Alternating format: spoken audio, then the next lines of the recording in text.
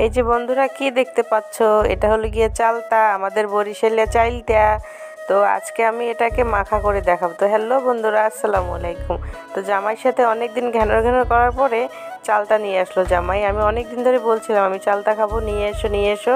কম হলেও এক সপ্তাহ বলার পরে সে চালতা নিয়ে আসছে।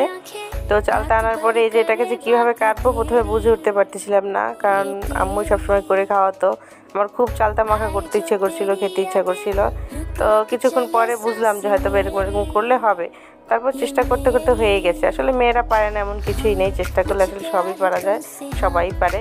তো এরপরে আমি চালতাটাকে সুন্দর করে কেটে নিলাম পাতলা পাতলা করে। এর মধ্যে আমি এখন ধনিয়া পাতা দিয়ে দিলাম, আর এর মধ্যে দিব হলো গিয়ে একটু মরিচের গুঁড়ি, শুকনো মরিচের গুঁড়ি, যেটা দিয়ে আমরা রান্না বান্না করি, ওই মরিচের গুঁড়োটাই দিয়ে দিলাম। এরপরে লবণ দিয়ে দিলাম।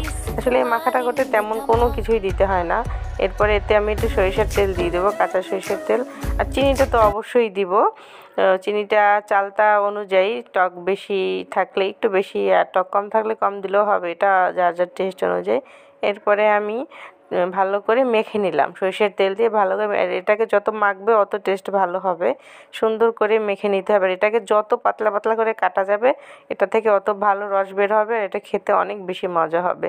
তো এমনভাবে সুন্দর করে মেখে নিলাম। ভেবেছিলাম তো আসলে এটা অনেক মজা হবে, আসলে যে এটা কেমন হয়েছে আমি বোঝাতে পারবো না। অনেক বেশিও মজা হয়নি আর অনেক খারাপও হয়নি, মোটামুটি। কিন্তু চালতাটা অনেক টক ছিল। আসলে আমরা শহরে বসে যেটা পাই সেটাই আমাদের খেতে হয়, সহজে পাওয়া যায় না। আর যেটা পাবো যেমন ইচ্ছা তেমন। জামাইকে আমি ধরছিলাম হয়তো বা তুমি ইচ্ছা করে আমার জন্য কষ কষ টক টক চালতা আনছো, সে বলতেছে আমি কি চালতায় ঢুকেছি।